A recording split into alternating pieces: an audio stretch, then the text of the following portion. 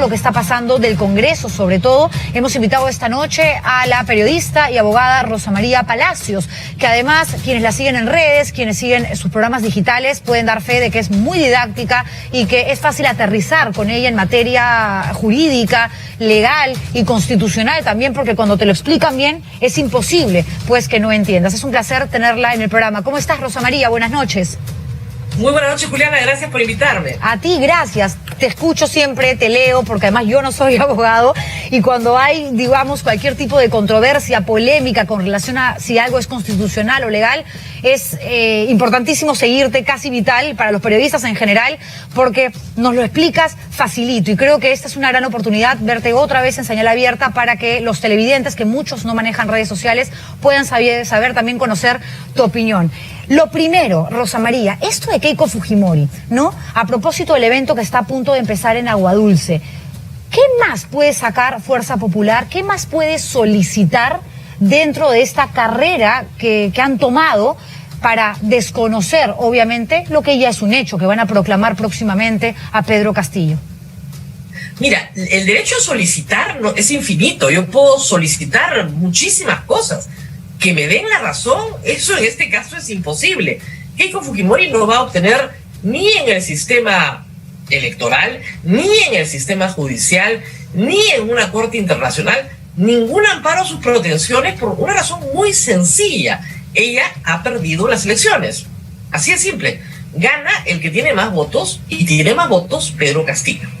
Tan simple como eso. Y eso está ratificado no solo por el conteo de la OMP, por la observación internacional, por el mismo Jurado Nacional de Elecciones, que hasta ahora no admite ninguna nulidad de actas, porque el objetivo del sistema electoral es la preservación del voto.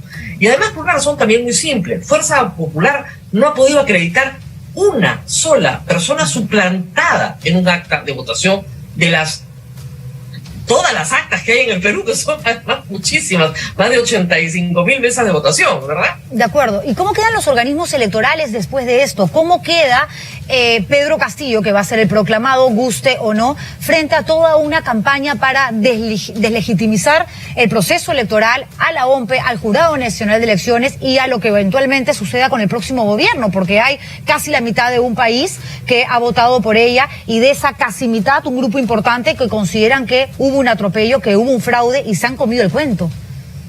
Bueno, hay que distinguir las personas que tienen un auténtico miedo, y es racional ese miedo, porque si uno lee el ideario programa de Perú Libre, sí, pues es un plan de gobierno que tiene problemas muy graves, sobre todo en materia económica. Pero digamos que a pesar de que yo sé que no me gusta Pedro Castillo, no me gusta su plan económico, no me gusta el Partido Perú Libre, yo acepto que Pedro Castillo ganó la elección, digamos. Ese es un primer grupo que ya entendió que no puede hacer nada, que ganó la elección Pedro Castillo. Hay otro grupo, si quieres, un poquito más recalcitrante, que, digamos, tiene la fe casi religiosa, que por más que tú le des argumentos, razones, hechos, cree y no tiene cómo probar que hay un fraude. Y lo hemos visto en los propios voceros de Fuerza Popular y aliados de ocasión. No tengo pruebas, pero hay un fraude. Bueno, lamentablemente así no funciona la democracia. No se puede hacer más.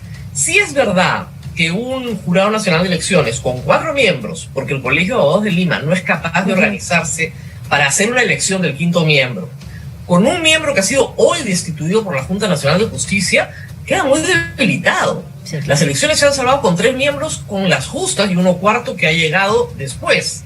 Y adicionalmente un jefe de la OMP que yo creo que ha hecho un trabajo impecable, pero que ha sido sistemáticamente atacado, aunque ya no está siendo atacado, si habrán podido notar, ahora todo es contra el jurado, quedan efectivamente muy golpeados.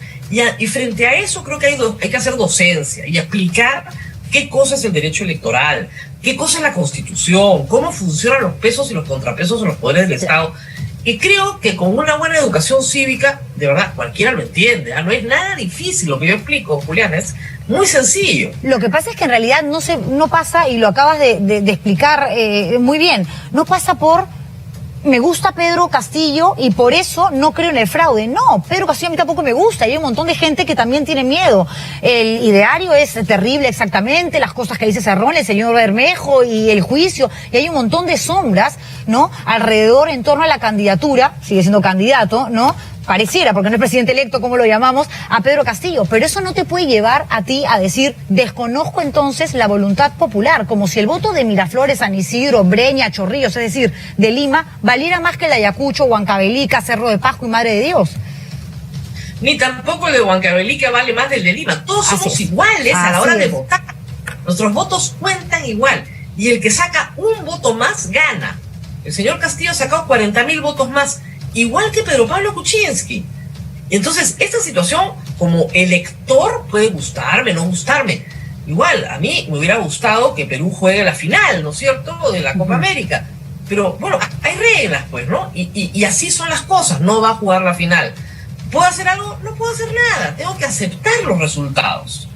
De acuerdo, es una terquedad que además lleva a pisotear la democracia de la que tanto hablan, de no reconocer las reglas de juego en un Estado de Derecho que desde siempre, sobre todo por el temor de que mañana, para muchos, que es absolutamente comprensible y racional, de que Perú pueda convertirse en un país donde no se reconocen las libertades principales, una especie de filial venezolana, con más razón tienes que abrazar esa democracia y protegerla, sin importar si eres de izquierda, de derecho, de centro, no importa. Así es lo que siempre digo, es muy difícil defender la democracia si estás pidiendo un golpe de Estado. Sí, claro. O sea, ¿cómo puedes estar pidiendo la democracia si estás pidiendo un golpe de Estado? ¿Qué clase de demócrata eres?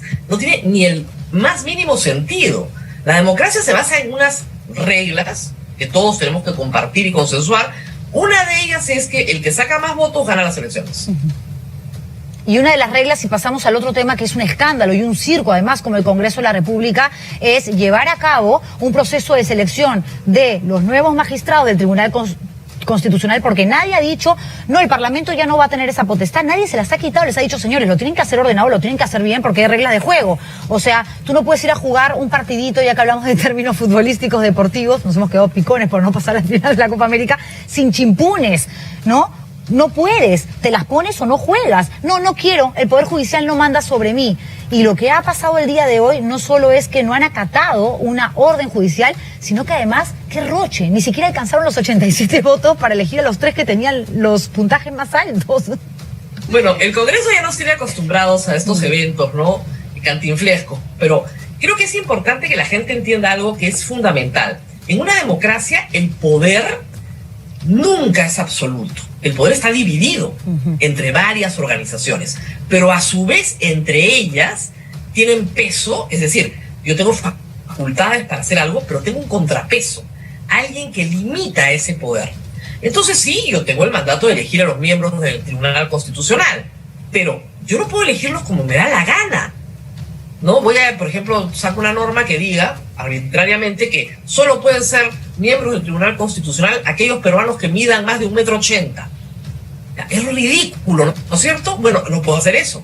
Entonces, frente a la arbitrariedad y el abuso, cualquier ciudadano, cualquiera puede pedir al Poder Judicial vía una acción de amparo que pare, ¿no es cierto?, esa vulneración del derecho constitucional. Y la jueza, al admitir la demanda, puede otorgar al demandante una acción cautelar, una medida cautelar que paraliza el abuso que se va a cometer, porque el objeto de la acción de amparo es reponer las cosas al estado anterior a la violación. Claro. Si hay una amenaza de violación, la jueza la puede detener. Para que quede claro entonces, Rosa María, no es que les están diciendo ustedes ya no van a seguir con el proceso de selección. No, hagamos una pausa, esta es una cautelar, para que esto se ordene y les damos 5 días para que respondan a los planteamientos que nosotros estamos poniendo en este documento. Y el Congreso, lejos de tomarse ese tiempo... Claro, pero puede ser un poco más. ¿Qué sucede? Resulta que a este Congreso, a esta comisión seleccionadora del TC, se le ha dicho paso a paso durante los últimos 3 meses, se están equivocando, esto es inconstitucional, esto no lo pueden hacer, etcétera, etcétera. Llegamos a la conclusión del proceso y violan su propio reglamento. Por ejemplo, no aprueban las notas de la forma fragmentada que las tienen que aprobar, no las publican. No motivan los votos, no publican la motivación de sus votos. Y esos son requisitos indispensables para llegar a la finalización de este proceso. Entonces, la jueza dice, si no cumplen los requisitos, ¿han violado qué? el debido proceso, el derecho al debido proceso. Y por lo tanto, no se puede continuar con este proceso. Entonces, hay otra acción de amparo que está entrando de profesores de la Universidad Católica. ¿Con Luciano López? Exacto, Luciano López y Walter Arán, que van más allá, que dicen que no solamente este proceso es nulo, sino toda la cuarta legislatura es nula por haberse aprobado sin los requisitos que impone el TC. Entonces, si a mí me llega esa notificación, yo ya conozco de ella, porque hoy día he escuchado a unos que no ha llegado todavía y todos están hablando de ella, ya conoces de ella, pues, hechos propios. Muy bien, entonces ya conoces de ella, lo que tú tienes que decir es, bueno, acato la resolución. Yo no puedo estar de acuerdo, y si no estoy de acuerdo, apelo. ¿Apelo a qué? A la cautelar, para que una instancia superior resuelva. Eso es todo lo que puedo hacer. Yo no puedo decir que la OCMA destituya a la jueza. Eso pasa pues en Corea del Norte, ¿no? En Cuba. Pero en una democracia eso no pasa. Los jueces tienen protección constitucional también en su puesto, y lo que ha hecho la jueza es responder. Y yo estoy segura que la siguiente acción de amparo que viene va a tener el mismo desarrollo, porque es lo que manda la Constitución. Y al final de cuentas, ¿a dónde terminan estas acciones de amparo? En el actual Tribunal Constitucional. ¿Y cómo crees que se van a resolver? Bueno, los demandantes van a ganar pues 7-0, porque tienen toda la razón. Y legalmente entonces, ¿qué pasa con estos congresistas que no acataron la orden y dijeron nosotros seguimos con nuestro proceso? Pues yo creo que están en problemas, Juliana. Están en problemas y espero que tengan una buena asesoría legal cuando termine su mandato. Porque han cometido lo que se conoce como una infracción a la Constitución. Todos estamos obligados a respetar las resoluciones judiciales. Es un mandato constitucional muy claro. Pero si tú eres funcionario público e incumples un mandato judicial, tienes un agravante en el Código Penal: resistencia a la autoridad. Entonces lo que la jueza tiene que hacer es cursar, ¿no es cierto?, un oficio al Ministerio Público dando cuenta de los hechos del día de hoy, para que el Ministerio Público inicie las investigaciones del caso contra aquellos que, desconociendo el mandato judicial, continuaron en un procedimiento irregular. Ahora, un procedimiento irregular, y es el colmo de lo ridículo, inconducente, porque no tenía ni siquiera los 87 votos. Igual iba a ser nulo, pero no tiene los 87 votos. Claro, pero por gusto siguieron, digamos, en realidad por tercos, por ignorantes, por lo que fuere, siguieron, porque digamos, no con la cantaleta, porque no lograron el objetivo, ni siquiera los que más puntos habían obtenido en la serie de exámenes por los que habían pasado, consiguieron los 87. Vamos al fondo del examen. ¿Qué examen es este en que un caballero termina en primer puesto y saca 6 votos en el Congreso? Sí, claro. 6, y termina en primer puesto. Por favor, o sea, un poquito más de coherencia, ¿no? Si lo han puesto en primer puesto, pues algunos méritos notables tendrá. 6 votos sacó el doctor Calle. Entonces, hay un proceso pues viciado, déjense de cosas. No queremos repartija. Elegir a un tribunal constitucional en el Perú es un asunto sumamente sensible. Este Congreso procede de una disolución causada justamente por querer imponer de manera arbitraria una elección del TC. Y no es la primera vez que pasa. Ha pasado en el 2007 con el caso Ríos, pasó con las protestas contra la repartija. Entonces, ahí tenemos antecedentes bien claros. El Congreso no puede hacer lo que le da la gana. Yo una mañana ponía un ejemplo así. El Congreso tiene la potestad de legislar, por supuesto. Puede restituir con una reforma constitucional, con 87 votos en 2 legislaturas, la esclavitud. No, no puede. No, pues. ¿Por qué? Porque es inconstitucional. Claro. Y no hay nada que vaya por encima de lo que dice y manda la ley de leyes, que es la Constitución política. Porque lo que hemos escuchado hay contenido, claro, son argumentos... contenidos fundamentales. O sea, los pesos y contrapesos no me los acabo de inventar. Vienen de la Constitución de Estados Unidos, de la independencia de los Estados Unidos en el siglo XVIII. Entonces, por Dios, no estamos hablando de cosas que sean desconocidas para los que son abogados, ¿no? Porque la excusa de varios parlamentarios era ¿por qué un fuero va a pasar por encima de otro fuero? Somos poderes independientes, autónomos, el Poder Judicial no se puede meter con nosotros. A ver, les pongo otro ejemplo. ¿Por qué el Congreso destituye ministros? Lo censura. Porque un poder es el contrapeso de otro poder. Legislativo versus ejecutivo, claro. Exactamente. ¿Por Claro. qué el presidente observa leyes? Porque un poder es el contrapeso de otro poder.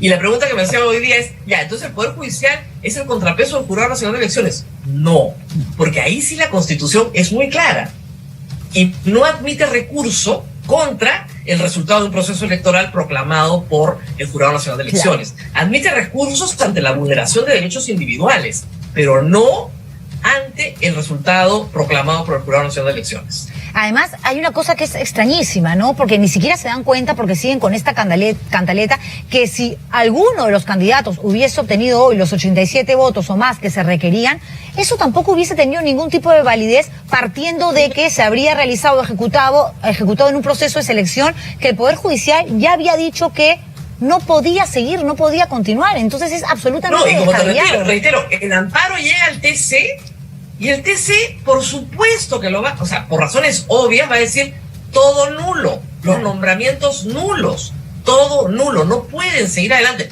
Ahora, si ellos quieren cometer un delito en vivo a nivel nacional de una manera manifiesta, grotesca, bueno, alguna sanción habrá. Recordemos que este Congreso tiene ya tres leyes en menos de un año declaradas inconstitucionales y 7 más en camino, solamente en las denuncias por inconstitucionalidad puestas por el Ejecutivo, más otras denuncias de inconstitucionalidad puestas por otros organismos como colegios de abogados, etcétera. Entonces estamos hablando de un Congreso que incumple la Constitución de manera sistemática, contumaz, que aplicó una vacancia express que es manifiestamente inconstitucional. Entonces, estamos hablando de un Congreso que no respeta la Constitución. Y hay algunos congresistas que, digamos, en esto ya tienen kilometraje. Si los van a juzgar por esto, tendrían que ver todos sus antecedentes de incumplimiento manifiesto, sistemático y reiterado de la Constitución. Claro, y ellos dicen, nosotros no es que estemos desesperados, tenemos que tener e irnos dejando un nuevo Tribunal Constitucional porque este es vizcarrista y porque este además tiene un sesgo, ¿no?, antifujimorista, cuando es este Tribunal Constitucional el que ordenó la liberación de la propia Keiko Fujimori. Entonces, no entiendo qué es lo que buscan realmente. ¿Qué crees que es realmente el objetivo? De la política peruana, que todo lo que quiere atacar dice que es vizcarrista. Vizcarra es un cadáver político, ni siquiera puede juramentar como congresista. No existe, ¿no? Sí, no existe. Todo es vizcarrista. Entonces tú comienzas a ver, ¿qué? O sea, me van a decir a mí que el doctor Blume, Sardón, Ferrero, son vizcarristas y son antifujimoristas. ¿En qué planeta estamos? Keiko Fujimori fue liberada de la cárcel por este TC, no por ningún otro. Y bien liberada, además, yo considero que la resolución es justa, ¿ya? Pero, no pueden venir con cosas como las que hemos escuchado estos días, que son terribles. Y mañana hay movimiento también en el Congreso, porque han convocado a una nueva junta de portavoces. ¿Van a seguir con esta cantaleta? ¿Van a morir en su Probablemente, ¿sí? Probablemente, pero creo que van a ir perdiendo seguidores con el transcurso de las horas, porque yo espero que estos congresistas, algunos, los que son gente de buena voluntad y un poco inocentes, que no saben nada de derecho, pues tendrán asesores que se sentarán y les dirán, mire, señor congresista, la verdad, yo estoy preocupado por su futuro, que fue lo que hizo FREPAP, por una razón muy sencilla. Hay varios que no tienen ni siquiera inscripción partidaria. O sea, FREPAP, UPP, Frente Amplio, Partido Morado, no tienen inscripción partidaria. Terminamos 28 de julio, ¿no es cierto? Tienen un mes de protección constitucional y de ahí cada uno baila con su pañuelo y van a tener que afrontar una serie de procesos penales y constitucionales que pueden durar muchísimo tiempo. ¿Y con qué amparo? ¿Con quién los va a ayudar? De acuerdo. Después de todas las barbaridades que han hecho. No, es terrible, porque además yo creo que nadie puede ser tan bruto para no darse cuenta. Yo creo simplemente que es fregar por fregar. Y encima son más brutos todavía porque no se dan cuenta que al final los que van a terminar complicadísimos, más allá del tema político, ¿no? Porque nadie más va a votar por ellos, seguramente, o no van a conseguir nunca más los suficientes votos para cualquier cargo público que pase por una elección popular, sino que se van a meter en juicios, en demandas, de las que de pronto no van a poder salir. Y la coyuntura política, Rosa María, es tremenda, porque, claro, por un lado tenemos la acusación contra Keiko Fujimori, la han agregado en una nueva indagación con respecto a los Vladiaudios y demás, y aparece ahora la noticia que le acabamos de dar, que el Ministerio Público solicita incluir también en la investigación por el escándalo de los dinámicos del centro al propio Vladimir Cerrón. Sí, mira, hay que tener una cosa clara para todo el público, ¿ya? Que se investigue algo no significa que haya una sentencia. La forma en la que los periodistas presentamos las cosas, ¿no es cierto?, le da cierto dramatismo. Que se investigue algo no quiere decir, en pocas cosas, más que eso, que se está investigando. No hay acusación, no hay sentencia. Nadie ha sido sentenciado, salvo Vladimir Cerrón, que sí tiene una sentencia, ¿no es cierto? Y nadie ha sido acusado. Entonces, calma, todo va en su ritmo y en su tiempo. No es posible, ¿no es cierto?, acusar mañana a los dinámicos del centro y sancionarlos pasado mañana. Estos procesos tienen un tiempo. Y muchas veces sucumbimos al escándalo. Hasta el día de hoy, Keiko Fujimori no tiene una sentencia. Ollanta Humala no tiene una sentencia. Lourdes Flores no tiene una sentencia. El Partido Aprista no tiene una sentencia. Y sigue, ¿no es cierto?, la Fiscalía en los procesos de las etapas previas y en muchos casos ni siquiera tiene acusación. Y ahí seguimos. Entonces, todo tiene que esperar su momento y el proceso, sí, pues, es largo y complicado, a veces demasiado largo, pero tarde o temprano tendrá una resolución. Y tal vez esa resolución de absolución no sea tan estridente como el titular que dice se investiga, claro, o la fiscalía pide, ¿no? Que es muy diferente a tener una sentencia. De acuerdo, porque es como la denuncia, cualquiera puede denunciar cualquier cosa, pero una cosa es que la investigación te vaya dando la razón y que el cauce te vaya demostrando que lo más seguro es que haya una acusación y luego, por lo tanto, de pronto una sentencia y una condena, pero efectivamente, claro, es todo un trayecto. Y una cosa es la investigación periodística, que no es una investigación fiscal, que puede tener una historia muy potente, una historia muy sabrosa, muy contundente, bien armada, pero nosotros no somos ni fiscales, ni jueces, ni verdugos. Entonces, de eso se ocupa el Poder Judicial. Para eso tenemos una democracia, y en la democracia son los jueces los que juzgan y condenan. Así es. ¿Qué nos espera entonces luego de la proclamación, Rosa María, para terminar? Porque ya se advirtió que va a ser la próxima semana. Mira, un ambiente muy complicado para Pedro Castillo. Ya en lo político propiamente en Pedro Castillo, sí el escenario es bien complicado, porque sus primeras decisiones todavía no son conocidas. No sabemos quién va a ser su primer ministro, no sabemos quiénes conforman su gabinete. La política en el Perú es antropomórfica, necesita caras. Si no tenemos caras, no sabemos cómo va a funcionar la economía, la educación, la salud, etc. Preocupación en el frente educativo, preocupación en el frente sanitario. Todos queremos que la campaña de vacunación continúe con más fuerza, igual y con más fuerza. Pero Pedro Castillo no es un hombre que da información completa de lo que quiere hacer. Y esto es porque no quiere, perdón que interrumpa, esto es porque no quiere dar esa información o porque realmente no sabe dónde está parado. Yo creo que porque no la tiene. Porque no la tiene. Y yo sí creo que le urge unas clases de derecho constitucional, pero le urgen unas clases de derecho constitucional, porque cada vez que habla de la Asamblea Constituyente, dice muchas veces disparates jurídicos. Él no le puede pedir al Congreso que ponga en agenda una Asamblea Constituyente. Eso no tiene ni pies ni cabeza. ¿Ya? Es un desastre jurídicamente. Entonces alguien tiene que explicar que eso no se puede hacer, para luego decir que va a respetar los mecanismos establecidos en la Constitución. En la Constitución no figura en ninguna parte la posibilidad de establecer una Asamblea Constituyente. ¿Cómo lo va a generar el Congreso? De acuerdo. Es un disparate. Más allá, lo que necesita es ser menos confuso, más concreto y calmar a un país que lo mira con profunda incertidumbre en materia económica. Y que eso se refleja en el precio del dólar, en la no contratación y generación de empleo, en las perspectivas de ajuste que están teniendo casi todas las empresas en el Perú, de no contratar a nadie, de no invertir nada, hasta que no sabemos cómo vienen las cosas. Y Pedro Castillo, a pesar de los esfuerzos de Pedro Franque, no logra tranquilizar al país en esos temas. Sí, porque Pedro Franque es bastante claro, digamos, ¿no? Y como que ha tranquilizado en materia económica cuando ha hablado acerca de los proyectos que tienen y que además han servido para redactar este documento que es el plan de gobierno a 100 días. Pero una cosa es que te lo diga alguien que puede estar hoy y mañana no, y otra cosa es que eso venga de la voz de alguien que va a terminar gobernando este país. Exactamente, ese es el problema. Ese es el problema. Y yo sí creo que si Pedro Castillo comete un error, pero un error cualquiera que este sea de infracción de la Constitución, lo vacan antes de diciembre. O sea, tiene que mirarse en el espejo de Kuczynski. Él no va a tener 20 meses, va a ser mucho más rápido. De acuerdo. Y lo van a asociar a que financiaron su campaña los dinámicos del centro. O sea, por menos han votado presidentes. Seguro que sí. Te pongo un ejemplo de Kuczynski. Tuvo que renunciar, forzado por las circunstancias. Hasta el día de hoy, 3 años después, nadie lo ha acusado de nada y sigue en arresto domiciliario en su casa. Esto sin tomar en cuenta que a Pedro Castillo se la tienen mucha más jurada que a PPK hace 3 años, porque la sangre en el ojo del fujimorismo ahora, digamos, es mucho más fuerte que la de antes.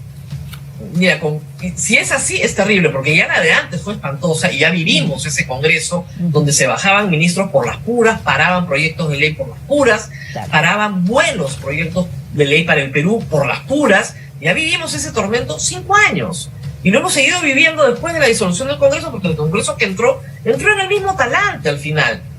Eso es lo que vamos a tener 5 años por delante, eso es lo que nos espera de verdad, ese tormento. Bueno, es terrible, para el país es terrible. La única diferencia es que esta vez Keiko Fujimori no tiene 73 congresistas, pero sí agrupa 44, de los cuales, o 41 creo, porque ya renunció, 43, perdón, porque ya sacaron al señor Valer, que estará contigo en unos instantes, pero esos 44 congresistas lo que reflejan al final es una voluntad obstruccionista, que son básicamente la alianza de Renovación, Fuerza Popular y Avanza País. Ojalá me equivoque, pero la imagen que están dando al país es que entran para obstruirlo todo.